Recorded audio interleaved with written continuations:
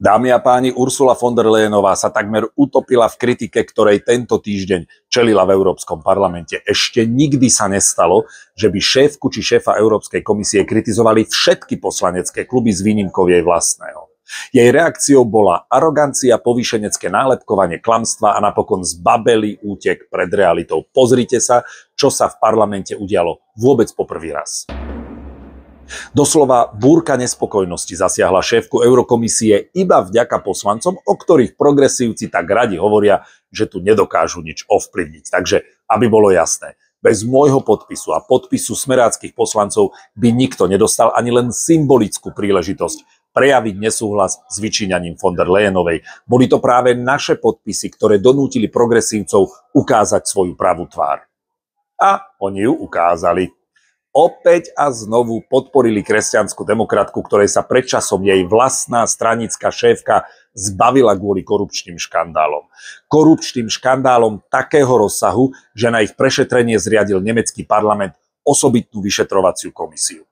Progresívci hovoria, že by sa v podstate von der Leyenová nejako mala zodpovedať. Ale ako vládna strana na európskej úrovni okrem prázdnych rečí neurobili nič, aby ju k tomu donútili. Ani len poprosiť ju o to nedokázali.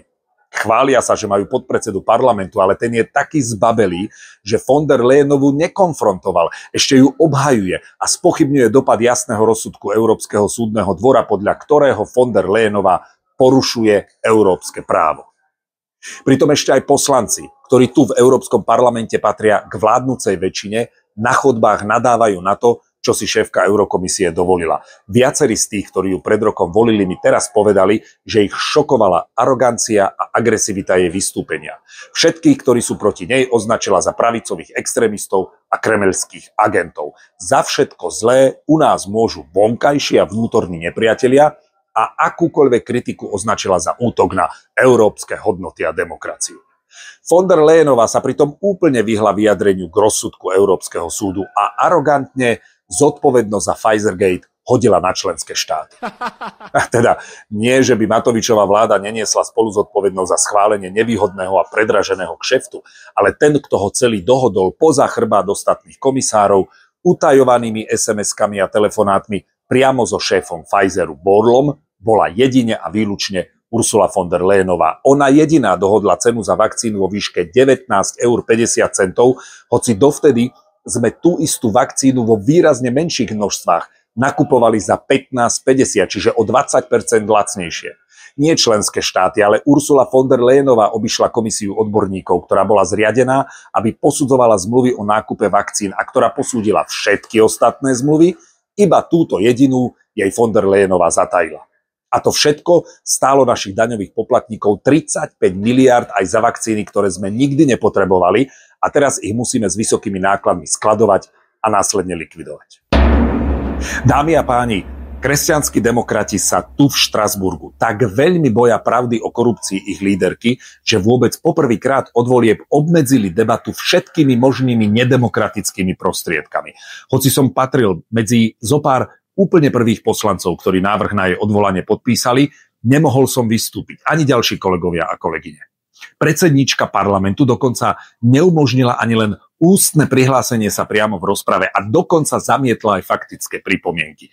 Zástupcovia poslaneckých klubov dostali 2 či 3 minúty, ale samotná von der Leyenová v rozpore s rokovacím poriadkom tárala takmer 10 minút nad povolený limit a jej kamarátka na čele Europarlamentu ju ani len neupozornila, aby svoje vystúpenie ukončila. Mimochodom, predstavte si, že by toto urobil Richard Raši pri návrhu na vyslovenie nedôvery Ficovej vláde. Že by Šimečka, Matovič, Majerský a Greling dostali po 3 minúty a inak by nikto vystúpiť nemohol a Fico by rečnil dlhšie ako obozičníci dokopy. To by bolo protestov, to by bolo kriku o demokracii a umlčiavaní opozície. Ale tu progresívci i pani poslankyňa Lexman nadšene tlieskajú a vehementne podporujú umlčiavanie kritiky a nesúhlas zo strany právoplatne a legitímne demokraticky zvolených poslancov. Dámy a páni, skutočné charaktery preverí moc, nie útlak. Kresťanskí demokrati a progresívci, ktorí spoločne držia moc v Bruseli a Štrasburgu a rovnako spoločne by ju chceli uchvátiť aj na Slovensku, nám tu v priamom prenose ukazujú, ako by s ňou narábali. Kšefty, netransparentné rozkrádanie verejných financií, miliardové zákazky pre vyvolené nadnárodné korporácie na úkor daňových poplatníkov. A na druhej strane zatváranie úst kritikom, umlčiavanie opozície, krytie netransparentnosti, utajovanie kľúčových informácií pred verejnosťou, korupcia na najvyšších miestach a otvorené dvere oligarchom priamo do kancelárie premiéra.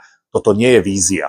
Toto je realita, toto je skutočnosť, reálne zneužívanie moci v momente, keď ju progresívci a kresťanskí demokrati majú reálne v rukách.